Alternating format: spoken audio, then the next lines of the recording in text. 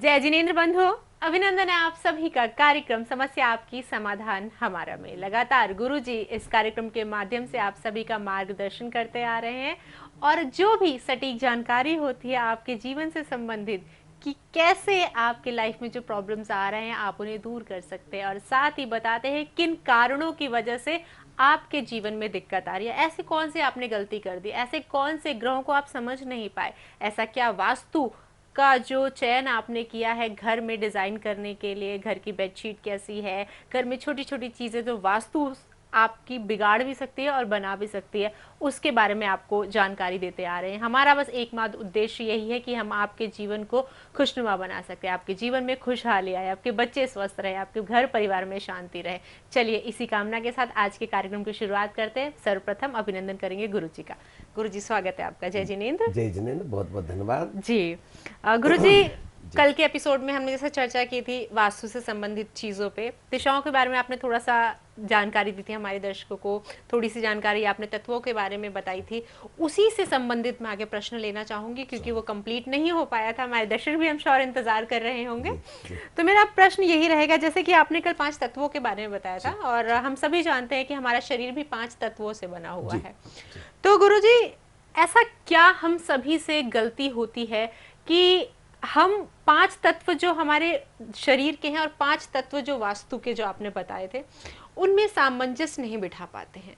क्या यही गलती करते हैं कि वास्तु के विपरीत हम चलने की कोशिश करते हैं जिससे हमारे 5 तत्व हमसे रूठ जाते हैं?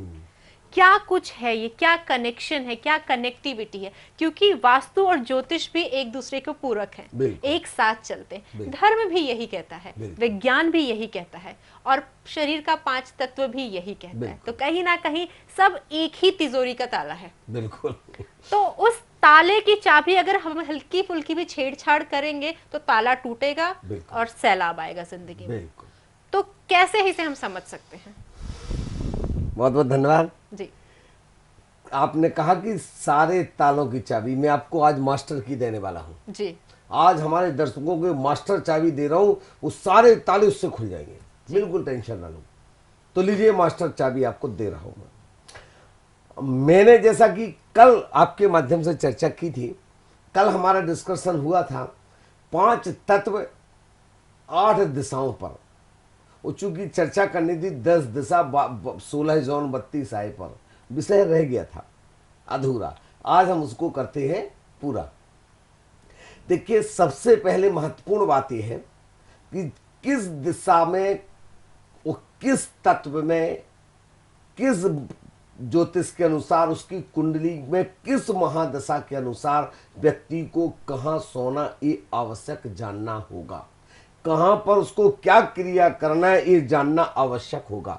जैसे अगर मान लीजिए हम गड़बड़ क्या करते हैं, हमने कहा साहब गुरुजी बहुत बढ़िया, वास्तु शास्त्री को बुलवाया था, हिंदुस्तान का गजब का वास्तु शास्त्री था, भूमि एनर्जी का गजब का ज्ञान था, उसे तो वास्तु ज्योतिष का भी ज्ञान था, उसे तो बहुत चीजों का ज्ञान था, उसने बताया, घर हमने वैसा बना लिया, वास्तु क्या हमने तो महावास्तु कर लिया। उसके बाद ये दिक्कतें क्यों आ रही हैं? उसके साथ साथ मैं कहता हूं ज्योतिष और वास्तु का अगर कॉम्बो कर दिया जाए तो घर में सुख शांति समृद्धि आ जाए, दिक्कतें आई ना, समस्याएं आए ही ना। जो समस्याएं हैं उनको निजात पाने के लिए एकमात्र रीजन है, एकमात्र कारण है जिसका प्रॉपर बैलेंस नहीं हो पा रहा है। और जब किसी गाड़ी में 4 चक्कों में एक में भी हवा पंचर हो जाएगी तो अनबैलेंस हो जाएगी गाड़ी। तो व्हील बैलेंसिंग भी जरूरी है, ऐसे ही हमको 5 तत्वों का बैलेंसिंग करना बहुत जरूरी है। कई बार क्या होता है, अब हम बात करते हैं जल तत्व से शुरू करते हैं। जल तत्व में ध्यान रखने की बात होती है, जो बच्चे जितने होते हैं वह जल तत्व के दौरान ही उनका बचपन होता है।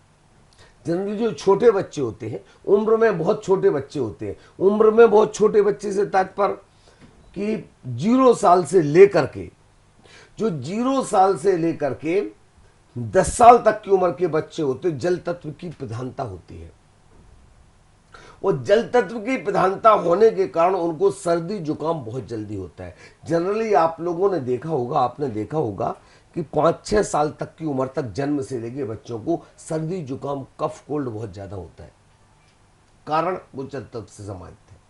दूसरी बात, ऐसी स्थितियों में बच्चों को प्रॉपर नींद होना जरूरी है। तो ऐसी स्थिति में ध्यान रखना, अगर आपने उस दौरान बच्चों को ईशान दिशा में सुलाया शुरू के जन्म से लेकर 5-6 वर्ष तक, तो उसका कफ कोल्ड और बढ़ेगा, उससे निमोनिया बहुत ज्यादा होगा। जिन बच्चों को कफ कोल्ड बहुत ज्यादा होता है, जिनको बहुत जल्दी बुखार आ जाता है सर्दी जुकाम के कारण, सर्दी खांसी के कारण, जिनको कफ कोल्ड के कारण बुखार आ जाता है, उनको तुरंत शिफ्ट कर दें आप अग्नि तत्व की तरफ, मतलब अग्नि की तरफ। वो कई बार क्या होता है, अग्नि दिशा में ही आपका दरवाजा हो गया, मास्टर बेडरूम हो गया, पति पत्नी को वहां पर सुला दिया, तो पति पत्नी में कभी एक रूप नहीं होगा, लड़ेंगे झगड़ेंगे, और लड़ने झगड़ने का माथा फोड़ी होगी। और कई बार तो तलाक के कारण भी बनते हैं। और कई बार आपने देखो दिन भर पति पत्नी लड़ेंगे, माथा फोड़ी करेंगे और रात को फिर एक हो जाते हैं। तो उसका कारण सिर्फ ये होता है, उनका जल तत्व अग्नि तत्व दोनों बैलेंस में है।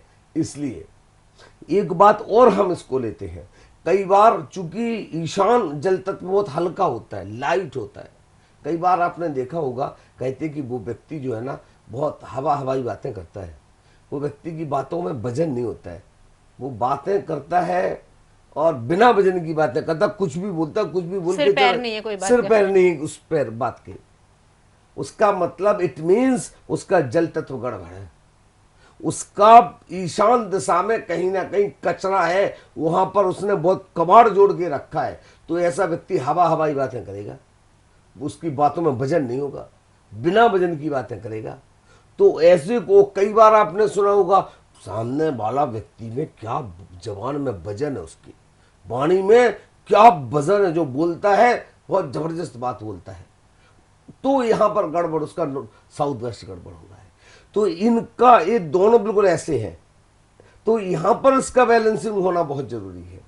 तो ऐसी स्थिति में क्या करें, अगर किसी की, और एक और बात को समझना, किसी का अगर मान लीजिए मंगल की महादशा चल रही, मंगल की महादशा चल रही है, तो रक्त स्राव कराएगा या एक्सीडेंट करवाएगा या उससे ब्लड डोनेशन करवाओ। तो ऐसी स्थिति में अगर आपने उसको क्या किया कि अग्नि तत्व में सुला दिया, तो मंगल में महादशा चल रही थी, अग्नि तत्व में सोया, तो उसका एक्सीडेंट की गारंटी है, नहीं होगा तो ब्रेन हेमरेज होगा। तो ये चीज का बैलेंस करना आवश्यक है। दूसरी बात यहां पर अब ध्यान देने की बात है, अगर मान लीजिए किसी व्यक्ति को घुटनों से संबंधित तकलीफ है, कमर से संबंधित तकलीफ है, रीढ़ का हड्डी से संबंधित तकलीफ है, बैक पेन है, उसको शोल्डर में तकलीफ होती है, जॉइंट्स पेन है, जितने भी, उन व्यक्ति को कभी भी इस बात को ध्यान रखना कि पृथ्वी तत्व में सोना ही नहीं है। उनको पृथ्वी तत्व कहाँ, कौन सा पृथ्वी तत्व दक्षिण और पश्चिम के बीच का कोना, दक्षिण पश्चिम में अगर वो व्यक्ति सोएगा तो उसके जॉइंट्स पेन और बढ़ेंगे। तो उस व्यक्ति को सोने के लिए दो ही तत्व बताए हैं, अग्नि तत्व या जल तत्व। अगर किसी को आपने देखा बात की बीमारी बहुत होती, बात की बीमारी का मतलब क्या होता है, शरीर में वात पित्त और कफ तीन चीजें होती हैं। वात पित्त कफ तीनों का अगर बैलेंस हो गया तो शरीर में कोई बीमारी नहीं होगी, कोई तकलीफ नहीं होगी। तो ऐसी स्थिति में उसको जो बात की समस्या आती है वो वायव्य दिशा से आती है। तो वहां पर वायव्य दिशा में, क्योंकि वह वायु तत्व का सूचक है, और वायु ही आ जाना, शरीर में गैस बनना, एसिडिटी बनना, तो ऐसी स्थिति में वहां पर वो बैलेंस करना जरूरी है। वायव्य में जनरली सेप्टिक टैंक बना सकते हैं आप, वायव्य में आप गंदगी को बाहर निकालने का कारण बना सकते हैं। लेकिन वायव्य दिशा में कई बार लोग मंदिर बना देते हैं, वायव्य दिशा में कई बार मुखिया का घर बना देते हैं। तो वायव्य दिशा में मुखिया का घर होगा, कमरा होगा, घर इन द सेंस कमरा, रूम अगर होगा, तो वह व्यक्ति टिकेगा नहीं। वो बार बार आज दिल्ली, कल बम्बई, परसों लखनऊ, उसके टूर बहुत होंगे, टूर बहुत होंगे, दिक्कत ये नहीं है, टूर बहुत हो तो कमाई भी बहुत, लेकिन कमाई होगी ठन ठन गोपाल, खर्चे ज्यादा, आमदनी अठन्नी, खर्चा रुपया। तो ऐसी स्थिति में उसका बैलेंसिंग करना बहुत जरूरी है। तो उसको बैलेंस करने के लिए वहां पर बताया गया है, अगर ऐसी स्थिति बनती है तो वहां पर णमोकार मंत्र को लिख करके लाल कलर की उसमें कार्ड शीट पर सफेद कलर से नमोकार मंत्र को लिखें और उसके ऊपर लिखें ओम ह्रीम श्रीम क्लीम ब्लूम अरहम नमा, और लिख करके वहां पर बाइट में लिखें। तो उसकी यात्राएं कम होंगी, इनकम ज्यादा होगी, खर्चे कम होंगे। ये तत्वों की कुछ ऐसी चीजें हैं जिनको जान लिया अगर हमने तो अद्भुत चमत्कार होता है। ध्यान रखिएगा, कई बार हम लोग गड़बड़ क्या कर देते हैं कि उत्तर दिशा में जाते हैं और उत्तर दिशा में कई बार हम लोग भारी वस्तु रख देते हैं। भारी वस्तु तो रखें लेकिन कचरा जैसी वस्तु ना रखें। वहां पर भारी रखना है तो स्ट्रांग रूम रखें, कहां पर दक्षिण में रखें और उसको खोल दें इधर, दक्षिण भारी हो जाएगा, उत्तर खुल जाएगा। और उत्तर खुलेगा तो लेकिन पर्टिकुलर उत्तर दिशा में ये बात को ध्यान रखना कि आपको अगर जितने भी आपके धन हैं, सोना है, चांदी है, जेवरात है, वहां रखे हुए आपको कभी भी चोरी नहीं होंगी, कभी दिक्कत का कारण नहीं बनेंगे। और अब हम यहां पर आते हैं कि विशेष करके ध्यान रखना है अपन को कि जो ऊर्ध्व और अधो बात की बात कही गई है। तो जनरली क्या होता है, सीढ़ियां लोग बाग गलत दिशाओं में दे देते हैं। अभी मैं एग्जाम्पल बता रहा हूं, मैं कानपुर गया था, नया मकान बन रहा है उनका, बहुत सुंदर मकान बन रहा है, बहुत बढ़िया मकान बनाया। मकान बनाने के बाद उन्होंने सीढ़ियां इतनी गलत दे दी और मैं उनसे कहा कि मैंने कि भाई साहब इसको बिल्कुल आप अभी खर्चे में मत जाओ, इस सीढ़ियों को बिल्कुल हटाओ। एक तो एक एंटी क्लॉक है, एक क्लॉक वाइज होना, और दिशा जो आपने रख दी है बिल्कुल गलत कर दी है, इसको अभी हटा लो और यहाँ से चेंज करके यहाँ कर दो। गुरुजी, क्लॉक और एंटी क्लॉक वाइज भी सीढ़ियों का फर्क पड़ता है? हाँ, सीढ़ियों में दो चीजें बहुत महत्वपूर्ण, बहुत बढ़िया बात आपने कही कि सीढ़ियां हमेशा एंटी क्लॉक वाइज होना चाहिए। अगर क्लॉक वाइज होंगी तो वह सीढ़ियां शुभ है, अगर एंटी क्लॉक हो गई तो वो गड़बड़ कर देंगी। और हमेशा सीढ़ियां ऑड इवन वाली बात है कि हमेशा जैसे 3, 5, 7, 9, 11, 21 ऐसी होना चाहिए। आपने रखी 2, 4, 6, 8, 10, 12, 14, 16, 18, 20 सम रखोगे आप तो उस घर में भी बहुत क्लेश का कारण होगा। मैंने उनको समझाया कि आप गलती मत करिए, आप अगर इस प्रकार की गलती करेंगे तो आने वाले आपके संतान के लिए दुख का कारण होगा। नहीं माने और परिणाम ये हुआ, गृह प्रवेश किया। उन्होंने कहा कि भैया आप गृह प्रवेश के साथ मुहूर्त भी नहीं देखा, अस्थिर नक्षत्र में गृह प्रवेश भी कर लिया, शुक्रास्त सूर्यास्त था, गुरुअस्त था, गृह प्रवेश कर लिया। बोले पहले चरण बहू के पढ़वाने हैं, बहू के चरण पढ़वाए, चरण ऐसे पड़े कि बहू ने 1 महीने घर में नहीं रही और कान पकड़ के बोली तौबा तौबा चलो, और अपने पति से लड़ाई झगड़ा का कारण बनी। बोले अगर आप अभी इसी वक्त अगर घर को नहीं छोड़ते हैं तो मैं वो कर दूंगी। स्थिति बिगड़ी। मैं फिर से आपसे निवेदन करता हूं, पुनः आपसे निवेदन करता हूं कि इन चीजों पर विशेष ध्यान दें क्योंकि ये जीवन में बहुत ज्यादा महत्वपूर्ण होते हैं। जी बिल्कुल गुरुजी, आपने जैसे बताया कि भारी चीजें नहीं रखनी चाहिए, हल्की डायरेक्शन के अकॉर्डिंग चीजें रखनी चाहिए। तो अगर एक आम दिनचर्या में हम बात करें, एक घर की बात करें, एक नॉर्मल से किसी इंसान का छोटा सा घर है तो उसकी वास्तु डेकोरेशन अगर करें तो किस प्रकार से करें? बहुत बढ़िया।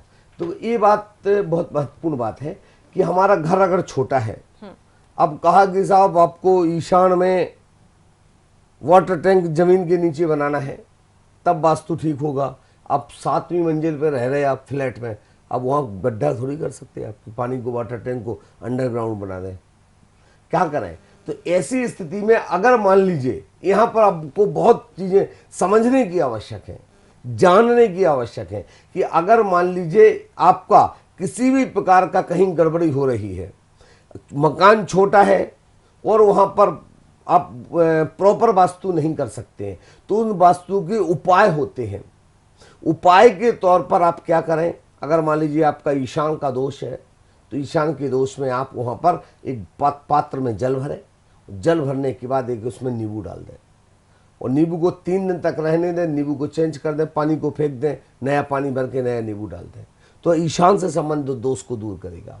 अग्नि में अगर कोई दिक्कत आ रही है तो अग्नि में लाल कलर का बल्ब जलाएं, और वो लाल कलर का बल्ब लगातार आपने अनवरत रूप से जलाया तो वहां पर क्या होगा, अग्नि से संबंधित दोषों को दूर करेगा। अगर किसी घर में मुखिया के साथ में छेड़छाड़ हो रही है, मुखिया अगर बहुत परेशान हो रहा है, मुखिया बहुत दुख पा रहा है, तो ऐसी स्थिति में ध्यान देने वाली बात है कि बिल्कुल वाइट जो सफ़ेद कलर की जो एलईडी बल्ब आते हैं, उस टाइप के बल्ब, सफ़ेद कलर की दूधिया बल्ब उनके रूम में जलाएं। और जलाने के साथ साथ वहाँ पर ध्यान दें कि एक चीज़, 2 बल्ब एक साथ जलेंगे, एक दूधिया कलर का बल्ब जलेगा, एक ग्रीन बल्ब जलेगा, 2 बल्ब उनके घर में रूम में जलाएं, तो उनकी बहुत बीमारियों का कारण बचेगा। वायव्य दिशा से संबंधित अगर दूर है, आप कई बार तो क्या होता है, वायव्य दिशा में किसी ने क्या किया कि रूम ही बना दिया बहू का, बेटे का, तो वो तो कारण बिगाड़ेगा। तो ऐसी स्थिति में वहाँ की जो फ्लोरिंग है वो वुडन करवा दें, हाँ वुडन फ्लोरिंग करवा दें। दूसरी बात, अगर कोई बच्चे पढ़ाई में मन नहीं लग रहा है, पढ़ नहीं रहे, चंचलता ज़्यादा आ रही है, तो उनके कमरे में एक बात ध्यान रखें, ग्रीन बल्ब परमानेंट जला दो, एक छोटा सा, वो बच्चे नियम से पढ़ाई में मन लगाएंगे। ये सारी चीज़ें छोटी छोटी से टिप्स जो होते हैं वास्तु के, अगर इनके अनुसार अगर हमने सुधार कर लिया तो मैं विश्वास के साथ कहता हूँ जीवन में कैसी भी परेशानी आ रही हो, कैसे भी कष्ट आ रहे हो, वो अपने आप दूर होते हैं। जी बिल्कुल। गुरुजी क्या टिप देना चाहेंगे आप? मैं क्या टिप देना चाहूँगा आज की टिप छोटी सी, वो टिप ये है कि अगर आपके घर में बहुत ज़्यादा बच्चों को पढ़ाई में मन नहीं लगता है, बच्चे अच्छे नंबर नहीं ला रहे, बच्चे अच्छे मार्क्स नहीं ला रहे हैं, तो उनको सरस्वती यंत्र बाजार में आता है, तो सरस्वती पाठ भी होता है, तो उस सरस्वती पाठ पढ़वाएं उनसे, मतलब सरस्वती का मतलब माँ जनमाणी की स्तुति उनसे पढ़वाएं, और माँ जनमाणी की स्तुति को बिल्कुल पीले कलर के पेपर पर उसको निकलवा लें, लाल कलर से लिखा हुआ, और उनकी जिस कमरे में वो बच्चे पढ़ते हैं उस दीवार पर उसको लगा दें। ऐसा करने से बच्चों को पढ़ाई में बहुत मन लगेगा। जी बिल्कुल। तो आपके बच्चे मन लगा के पढ़ें, आपके घर का वास्तु बहुत अच्छा हो। अगर आप भी चाहते हैं कि कैसे आपके घर का वास्तु ठीक हो सके और आप गुरुजी को अपने वास्तु विजिट के लिए अपने घर बुलाना चाहते हैं, तो आप संपर्क कर सकते हैं। गुरुजी बहुत बहुत धन्यवाद। जय जिनेंद्र। Thank you. जय जिनेंद्र।